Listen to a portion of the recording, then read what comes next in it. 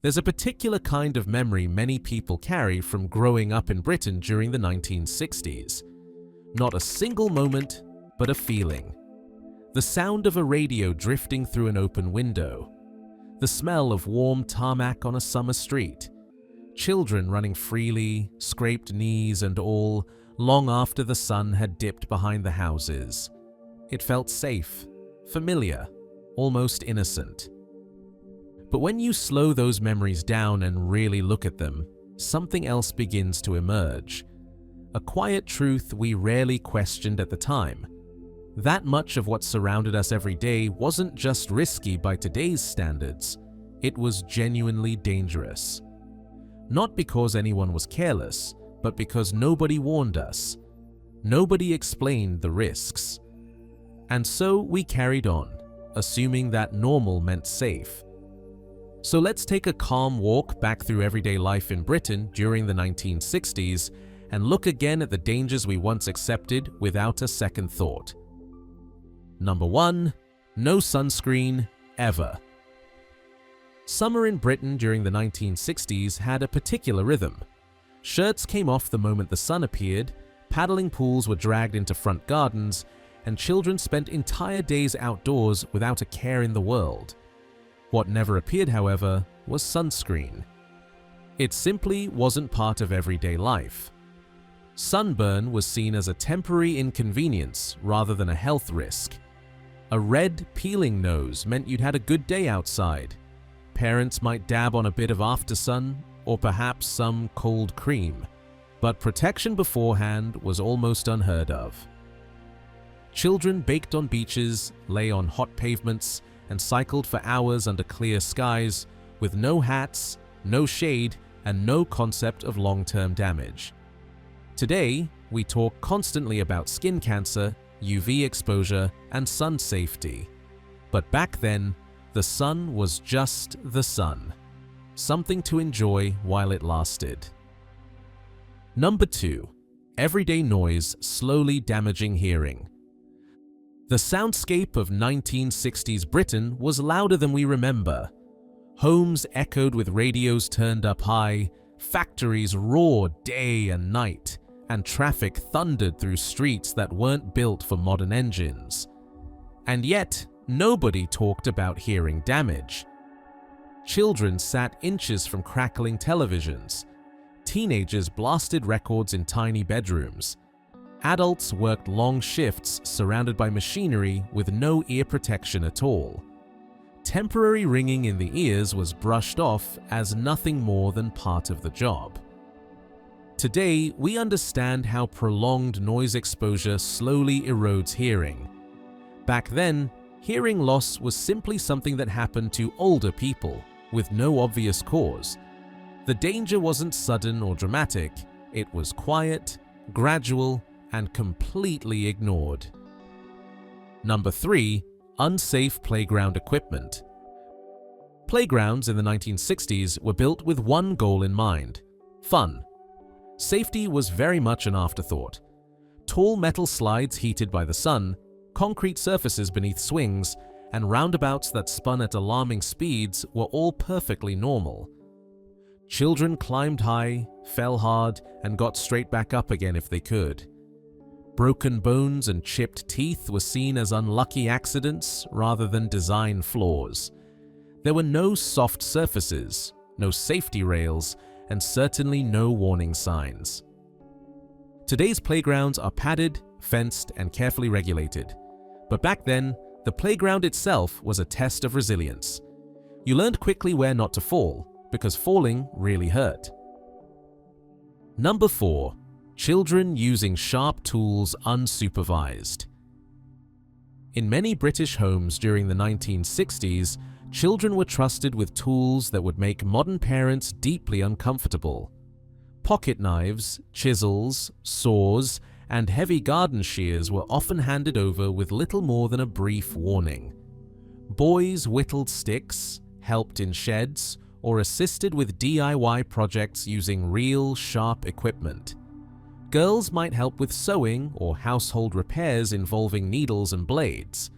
Cuts were common, but rarely fussed over. The assumption was that responsibility came from experience. You learn by doing, even if that meant the occasional injury. Today, we restrict access, add safety locks, and supervise closely. Back then, sharp tools were simply part of growing up. Number 5. DIY electrical work at home. Electricity was treated with surprising casualness in the 1960s Britain. Many homeowners tackled electrical repairs themselves, often with limited knowledge and no protective equipment. Exposed wires, improvised fixes, and overloaded sockets were common sights. Children watched parents change plugs, rewire lamps, or fix faulty switches without switching off the mains.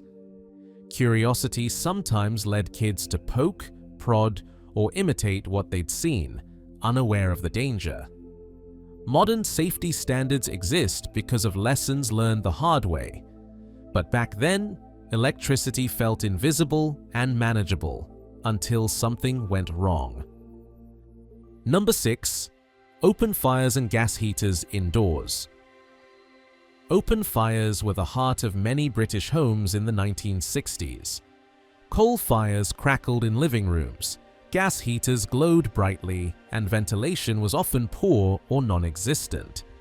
The warmth was comforting, but the risks were largely ignored. Carbon monoxide poisoning wasn't widely understood, and smoke-filled rooms were simply accepted. Children played on the floor inches from flames. Clothes dried dangerously close to heat sources. Today, we install detectors and enforce strict regulations. Back then, a warm fire was worth the discomfort, and the danger rarely crossed anyone's mind. Number 7. No warnings on medicines. Medicine cabinets in the 1960s were filled with bottles and tins offering little more than vague instructions. Dosage guidelines were unclear, side effects barely mentioned, and child-proof lids didn't exist. Children were given cough syrups, painkillers, and home remedies without much concern for quantity or interaction. If it worked last time, it was assumed to be safe this time. Today, warnings dominate packaging. Back then, trust replaced information, and that trust sometimes came at a cost. Number 8. No food allergy awareness. Food allergies, though present, were rarely recognized in the 1960s Britain. A child who became ill after eating something was often labeled fussy, sensitive, or unlucky. Serious reactions were misunderstood or dismissed. Schools served the same meals to everyone. Birthday parties offered whatever was available. Parents had no reason to question ingredients or cross-contamination. Today, allergy awareness shapes menus and policies everywhere. Back then, the danger was invisible, and for some, devastating. Number 9. Untreated drinking water in some areas. While much of Britain had safe water supplies by the 1960s, not every area was protected equally. In rural or older communities, untreated or poorly treated water was still common. Children drank from taps, outdoor pumps, or even streams without hesitation. Illness was sometimes blamed on a bug going around rather than the water itself. Modern infrastructure has transformed public health. But back then, water was trusted simply because it always had been. Number 10. Handling chemicals at school. School science lessons in the 1960s were hands-on in ways that now seem astonishing. Children handled acids, solvents, and open flames with minimal supervision and no protective gear. Goggles were rare, gloves were unheard of. The emphasis was on learning through experience, even if that experience included burns or inhaling fumes. Today's classrooms prioritize safety above all else. But back then, experimentation carried real risks, and those risks were part of the lesson. Number 11. Riding bikes on main roads. Cycling was a primary mode of transport for children in the 1960s Britain. Helmets didn't exist, bike lanes were rare, and main roads were shared freely with fast-moving traffic. Children cycled to school, shops, and friends' houses without adult supervision. Accidents happened, but they were considered unfortunate rather than preventable. Today, safety gear and infrastructure are standard. Back then, confidence was your only protection. Number 12. Riding in the back of vans and lorries. Seatbelts were not universal in the 1960s, and riding in the back of vehicles was common. Children piled into vans, sat on loose benches, or even stood during short journeys. It felt adventurous and informal. Few questioned the danger, even on busy roads. Today, such behavior would be illegal and alarming. Back then, it was simply another way to get from one place to another. Number 13. Swimming in unsafe rivers and quarries. On hot days, children flocked to rivers, canals, and abandoned quarries. These places offered freedom and excitement, but also hidden dangers. Strong currents, deep drops, and cold water caused countless accidents. Warning signs were rare and supervision minimal. Today, we fence off such areas and issue constant warnings. Back then, the water was just another playground, until it wasn't. Number 14. Playing on building sites. Building sites in the 1960s were magnets for curious children. Unsecured materials, heavy machinery, and half-built structures offered endless opportunities for exploration. Children climbed scaffolding, played among bricks, and invented games around genuine hazards. Injuries were common, but rarely prevented. Modern safety barriers exist for a reason. Back then, danger was simply part of the adventure. Number 15. Lead paint in homes and toys. Perhaps the most unsettling danger of all was one nobody could see.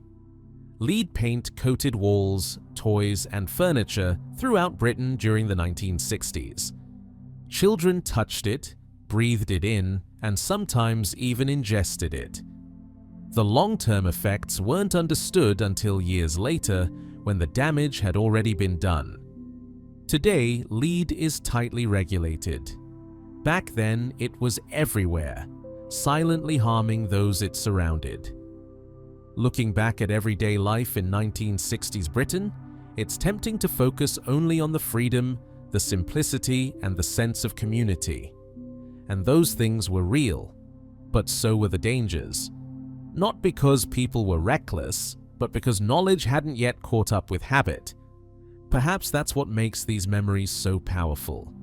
We survived a world that didn't always protect us, and in doing so, we gained stories that still leave us quietly asking, how did we ever think this was normal?